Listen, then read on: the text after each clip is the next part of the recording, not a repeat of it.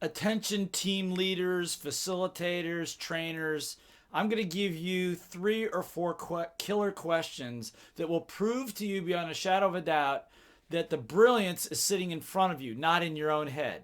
That's right. If you want to be a great teacher, a great leader, a great facilitator of anything, your family, your team, your business, a class, whatever, is to understand that you got to take the burden off of you. The brilliance and the genius sits in the room.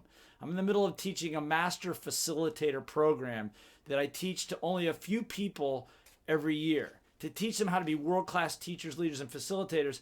But I'm going to give you a piece of that right now that these 3 or 4 questions are game changers, okay? So when something happens, let's say you have a set of sales goals and the numbers come in.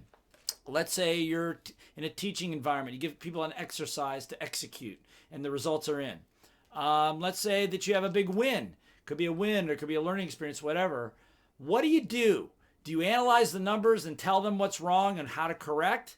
That's what most normal people do, but why and why does that not seem to work so well? Why do you seem to get resistance? Why? Because it's coming from you, and probably your good idea is not as good as their idea since they're the ones that were executing it. Understand? This technique has helped me over the last 25, 30 years worth of work with countless organizations, helping them build championship teams and massively increasing sales. So here it is. The results come in. The first question is, it's not rocket science. It's not going to rock your world. You ready for this? First question, address your team. What happened? What happened? In other words, what were the results? What happened? And you listen and you not acknowledge. Then the second question, watch this. This is even more difficult. Why? Why did that happen? Tell me about that. What happened? Listen to what they say. Okay? And of course, then the third quintessential question to ask, and remember, through all of this, you have said nothing. You have only asked and probe. The third question is, so based on that, what did you or what did we learn? What did we learn? Now, where does the responsibility go when you ask the question? The responsibility goes back over there, not over here. It's not on you to answer all the questions. Okay? It's not about you and your ego being able to drive the day. It's about you and your facilitation skills and your love of the team and the project and getting better that's going to educe mean to draw out, is going to draw the answers out of the group. Some of them be right, some of them be wrong, but together you'll figure it out. So what happened? Why? And what did we learn? And at that point, let them think about it. What did we learn? And then if you want to add some other questions like, okay, so how do we correct? How do we get better? How do we leverage this? What worked? What didn't work? All questions. Listen to this. The quality of the question, the quality of your question, will determine the quality of the response.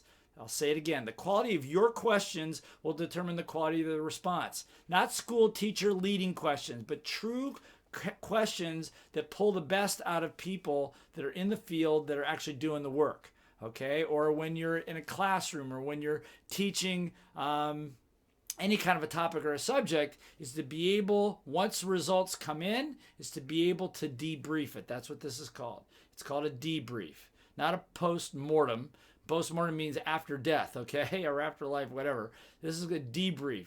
You notice in a basketball game, if you ever get to watch those again, in the NBA, how long does it take to play the last 2 or 3 minutes of an NBA game when the game is close? Not 2 minutes, 5, 10 minutes. Why? Because they're constantly calling a timeout to debrief. What's working? What's not working? What's doing here? Yeah, the coach is going to jump in and say, do this, this, this, and this, because they're in a time crunch. But in your case, the debrief is critical. The timing is critical. When you get a win, when you have a setback, when people are confused, call a debrief and ask the questions. Try it. Let me know how it works for you. If you have any specific questions, I'm sure it's going to bring up a lot of little voice issues for you if you're a leader.